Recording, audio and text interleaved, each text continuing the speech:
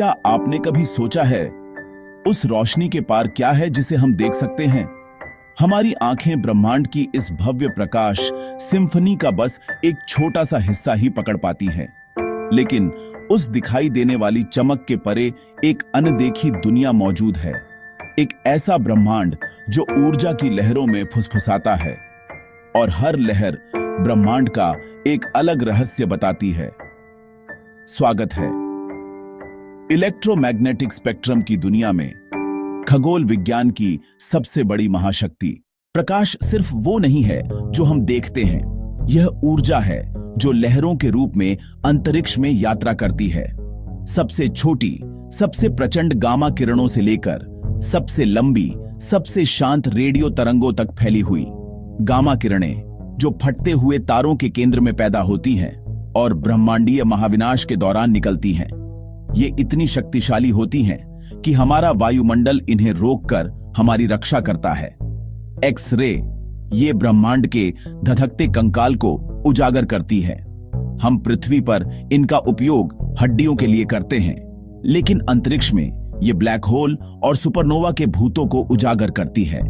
पराबैंगनी, अल्ट्रावायलेट, अदृश्य फिर भी शक्तिशाली, यह हमारी त्वचा को जलाती है और हमारे ऊपरी वायुमंडल को ऊर्जा देती है।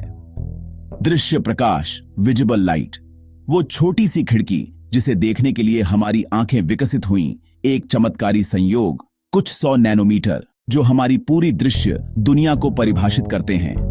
इंफ्रारेड, गर्मी जो दिखाई दे, यह खगोलविदों को धूल के बादलों के पीछे बन रहे नए तारों को देखने देती है। माइक्रोवेव, सृष्टि की हल्की सी प्रतिदीप्ति, बिग बैंग की फुसफुसाहट। रेडियो तरंगे, विशाल और धैर्यवान, ये आकाश गंगाओं के गीत शून्य के पार ले जाती हैं। हमारा वायुमंडल ढाल भी है और बाधा भी। यह केवल कुछ ही प्रकाश तरंगों को गुजरने देता है। दृश्य प्रकाश और रेडियो तरंगें आसानी से गुजर जाती हैं, लेकिन एक्स रे, गामा किरणें और अधिकांश पराबैंगवी किरणें रुक जाती हैं। इसीलिए खगोलविद और ऊंचाई पर पहुंचते हैं, पहाड़ों की चोटियों, समतापमंडल और खुद अंतरिक्ष तक, ताकि बिना किसी रुकावट के ब्रह्मांड को सुन सकें।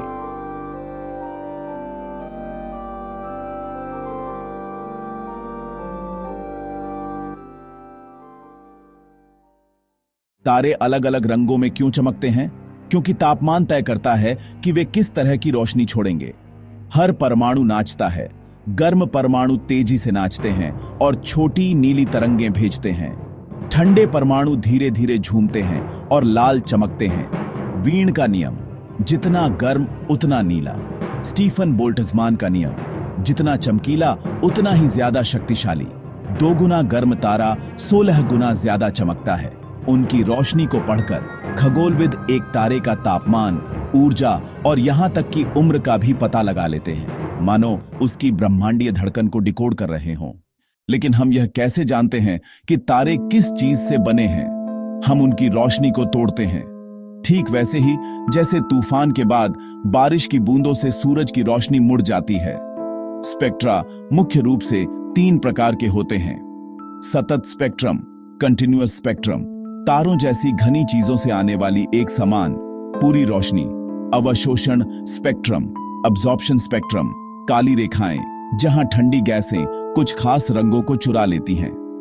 उत्सर्जन स्पेक्ट्रम, एमिशन स्पेक्ट्रम, गर्म गैसों से निकलने वाली चमकीली रेखाएं जो अंतरिक्ष में नियॉन साइन की तरह चमकती हैं।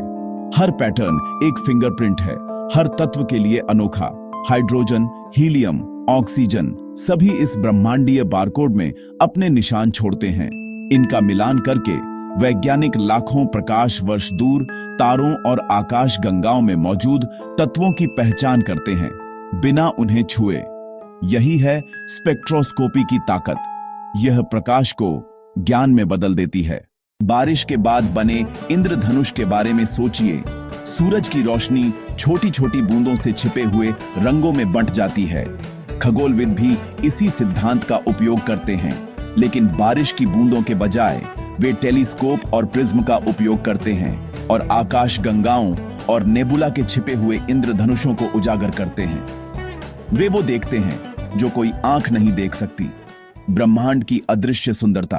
तो अगली बार जब आप रात के आसमान को देखें तो याद रखें, आप ब्रह्मांड की रोशनी का केवल एक छोटा सा हिस्सा देख रहे हैं।